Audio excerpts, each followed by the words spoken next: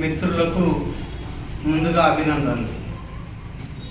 CPIML new democracy Bhadradri Kothagudem జిల్లా కార్యదర్శి అయినటువంటి కామ్రేడ్ పూణెం రమేష్ ఆదివాసీ ముద్దుబిడ్డ, పీడిత ప్రజల ప్రీతమ నాయకుడు. అట్లాగే సుదీర్ఘకాలం నుంచి సిపిఐఎంఎల్ న్యూ డెమోక్రసీ దళ కమాండర్గా కొనసాగుతున్నటువంటి నాయకుడు.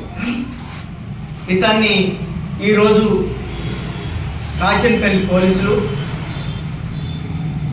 ఇంటి దగ్గర అనారోగ్యంతో ఉంటున్నటువంటి ఈ కామ్రేడ్ని 1 గంట క్రితం అరెస్ట్ చేయటం అనేటువంటిది జరిగింది.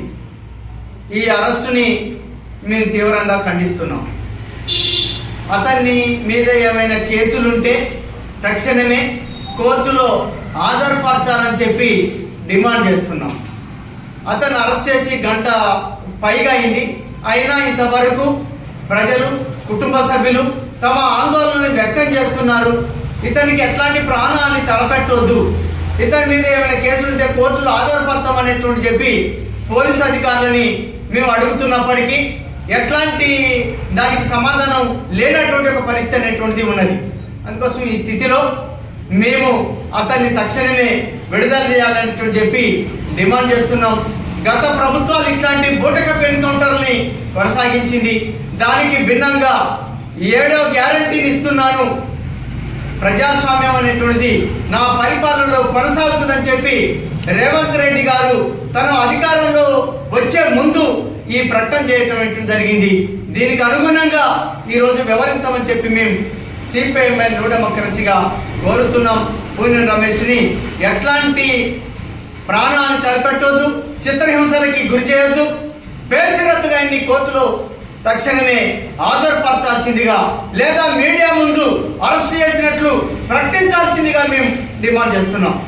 పోలీసులు, ప్రభుత్వం ఆ చర్యలకి ఇంకా పూనుకోవటం లేదు కాబట్టి ఈ స్థితిలో ప్రజలు ఆందోళన చెందుతున్నారు. కాబట్టి తిరిగి జిల్లా వ్యాప్తంగా ఈ రోజు నుంచి రేపటి వరకు తన కోర్టులో హాజరుపరిచేంత వరకు నిరసన కార్యక్రమాలను కూడా చేపట్టాల్సిందిగా ప్రజలకు, ప్రజాస్వామిక వాదులకు, పార్టీ శ్రేణులకు పిలుపునిస్తున్నాం. ఎట్లాంటి అక్రమ అరెస్టులతోటి ఉద్యమాల్ని వెనక్కి కొట్టడం అనేటువంటిది సాధ్యం కాదు.